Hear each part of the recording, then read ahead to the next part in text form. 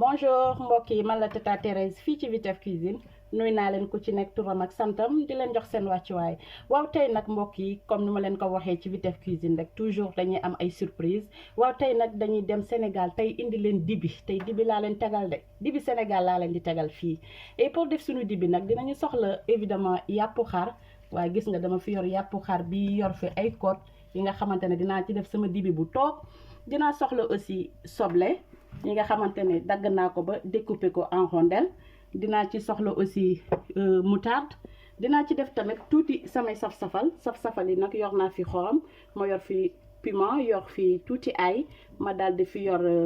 poivre noir ma yor fi tamit tuuti paprika. Bon, aujourd'hui on vous présente du dibi. C'est une grillade sénégalaise à base de la viande d'agneau.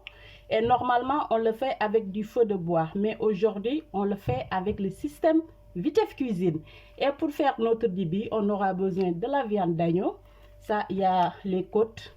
On aura besoin aussi des oignons, de la moutarde et quelques épices. Et pour les épices, on a de l'ail, on a un peu de piment, du sel, du paprika et du poivre noir. waaw sans plus tarder nag mbokk yi nag topp leen ma nag ci sama système D bi tey nee naa leen système by Vitef moo fi xew tey. waa léegi gis ngeen dañuy ñëw daal di def on va mettre un peu de sel. Vous mettez juste le sel tey xorom rek laa ciy def duma ci def leneen lu dul xorom.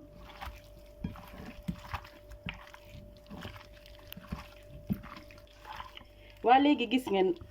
pare naa ci def xorom bi léegi dañuy ñëw ñu daal di dem ma won leen sama système. voilà léegi gis ngeen lii mooy système by Vitef Cuisine pour def sama dibi boo xamante ne yoroo mënoo ko lakk ci matt comme ni ñu koy defee Sénégal da nga fi yor sa benn poêle bi nga xamante ne pas poêle sax sa benn plateau bi dem au four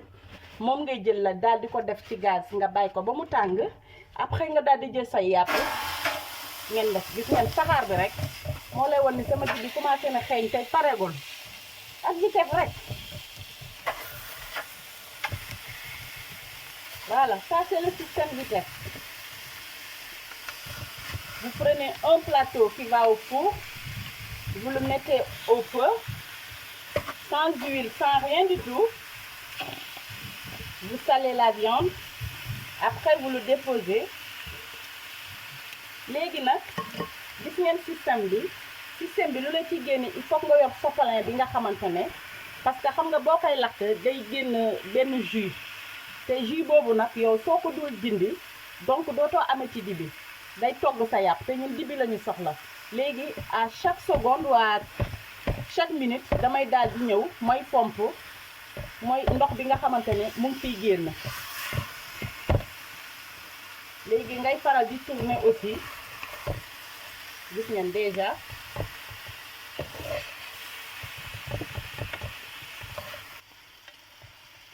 waaw gis ngeen déjà gis ngeen ak sama sopalin bi gis ngeen nu mu mel bëgguma mu am benn ndox ci biir parce que bu ko defee rek ndox mi day tax ba yow dootoo amati dibi bu ko defee après ngay tourner au fur et à mesure gis ngeen jus bi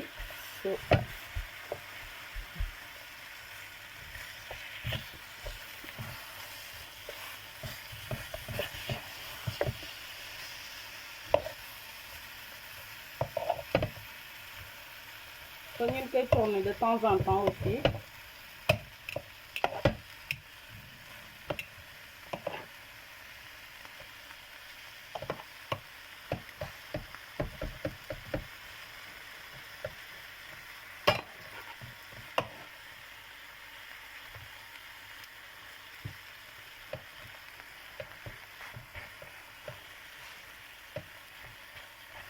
Dans cette recette, c'est mon petit frère qui m'a commandé de le faire. Mon petit frère Alexandre Gomis. Alexandre, te dibi ya ngoog yaa ma laaj dibi maa la koy defaral ci jàmm ba nga kontaan.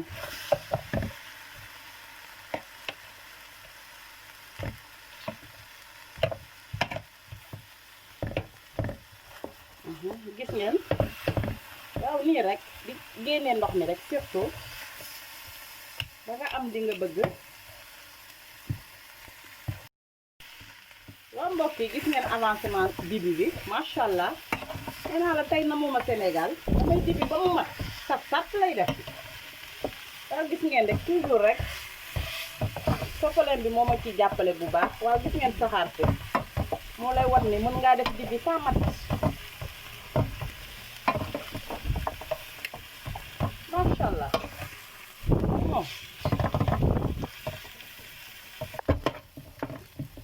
waaw gis ngeen rek gis ngeen avancement dibi bi macha allah affaire baa ngi xojame bu baax sax gis ngeen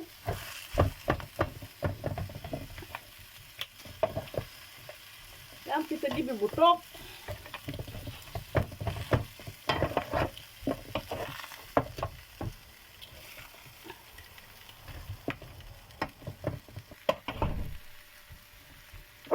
macha allah low lii rek ci dibi waaw bi def nee naa leen fu ne lay fëlla ci feemam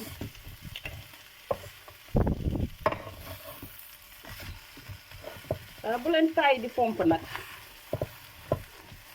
day leen génnee jus bu ci génn rek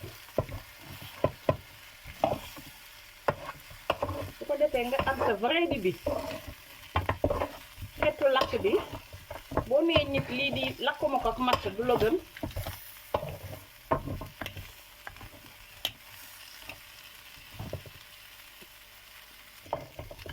waaw gis ngeen avancement bi waaw sama Choco Vanille Célestine sa baax solo loo wax ci lii nag ah sama chérie Marie-Jeanne madame Ortok loo leen wax ci sama dibi bi waay sama xel nag dem na sa xel ba dem na sa Abu Diallo waay ca New York Abu Diallo gis nga tey de fii la vite fëlëg ak dibi tey moom nee nañ namuñu Sénégal ñun tey waaw Marie-Jeanne nag Marie-Jeanne sa Sénégal sama chérie boobu Marie-Jeanne waaye loo wax ci dibi bi nag tey moom nee naa leen vite fu ne lay fël la nag ngir béggal leen rek gis ngeen léegi avancement dibi bi macha allah gis ngeen couleur bi voilà gis ngeen couleur bi boo tàyyiwul di fomp rek di nga am sa dibi bu rafet te dina ñor mu xeeñ lakk surtout loolu la ñu soxla ci dibi na am xetu lakk-lakk bi loolu moom boo ko ci amee moom macha allah il faut nga am patience nag boo bëggee def dibi comme ni ma ko defee nii il faut nga am patience bu ko defee nga daal di kontaan ci sa résultat waaw si doon ni loo wax ci lii nag sama rakk jooju loo wax ci lii waaw waaw loo wax ci lii waay macha allah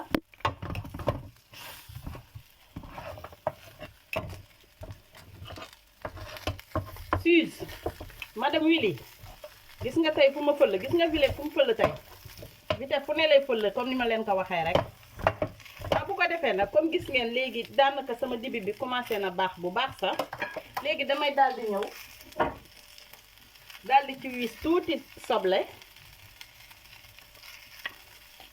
macha allah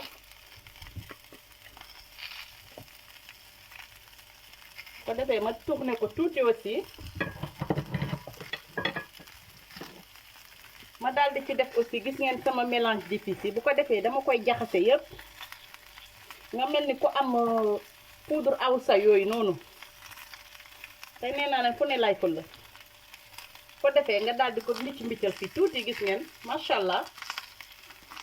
ah dara du doy waay macha allah bu ko defee nga daal di tourner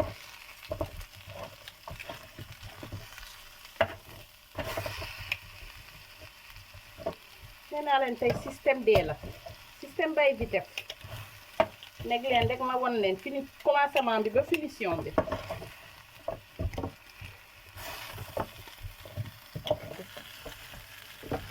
waaw mbokk yi gis ngeen macha allah suñu dibi bi daanaka pare na léegi dañuy ñëw ñu daal di ko lëmas ci papier ma wan leen système bi. waa gis ngeen papier bi papier cuisson la yoruñu fi papier yi nga xamante ne mooy papier yu ñuy defaree dibi noonu waaye comme dam leen ne tey dañuy def système by Vitef te xoolal day saf sàpp. léegi damay daal di ñëw gis ngeen sama papier cuisson bi damay ñëw ma wis ci tuuti dawlin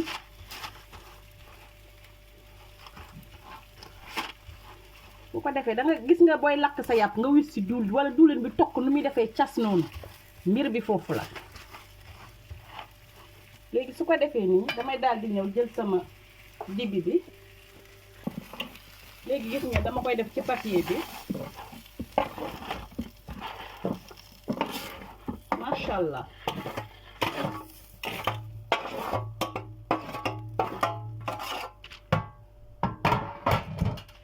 léegi su ko defee dama koy daal di lëmës comme ni ñu koy defee gis ngeen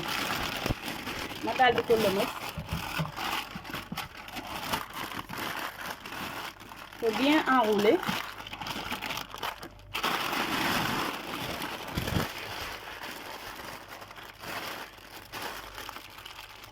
waa léegi gis ngeen ni ma ko enroulé ci biir fii bi papier cuisson bi léegi damay daal di ñëw def ko ci four bi comme ça aussi saxaar su four si mu dugg ko bu baax ak nu ma ko defaree ko defee xet bi gën a génn. waaw gis ngeen léegi teg naa ko ci plateau bi gis ngeen plateau bi dem ci four bi léegi damay daal di ñëw dugal ko ci four bi ndànk pendant 5 à 10 minutes. waaw léegi gis ngeen comme déjà def naa kii bi ci biir four bi mooy sama dibi bi léegi on va préparer juste une petite marinade bi nga xamante ne da ciy ànd. Maintenant là j'ai les oignons et je vais rajouter un peu de la moutarde. Je mets juste un peu de sel. Je rajoute aussi du poivre, juste un peu. Et bien mélanger. waaw nii rek doo ci lingom doo ci def vinaigre nii rek nga koy mariner après nga daal di teg.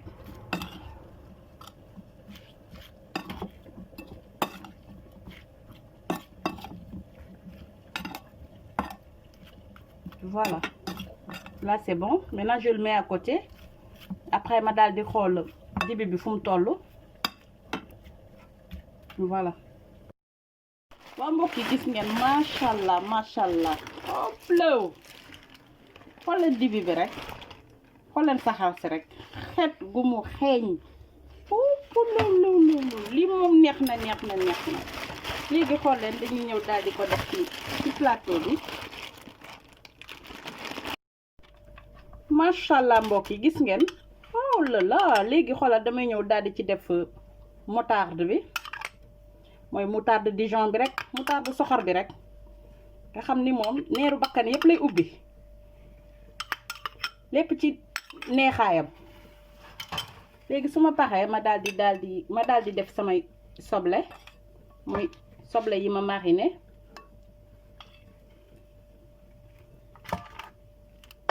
quel dibi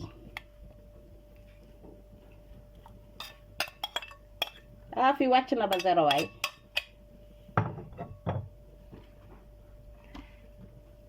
nee naa leen ak Vitef Cuisine tout est possible. ba mbokk yi gis ngeen comme ni ma leen ko waxoon rek depuis ci début bi dañuy defar dibi bu toog waaw tey namuñu Sénégal nag waaw gis ngeen résultat yaa ngi noonu dibi bi pare na macha allah nag mel na nu mu war a mel neex na xeeñ na xeetu dibi te xoolal ak sama système by Vitef rek comme ni ma leen ko waxee. waaw ba tax ni nag tey moom dibi bi tey dama koy may sama rakk Alexandre Mendy. Alexandre ce dibi est pour toi may ko Kambegra ma daal di ko may aussi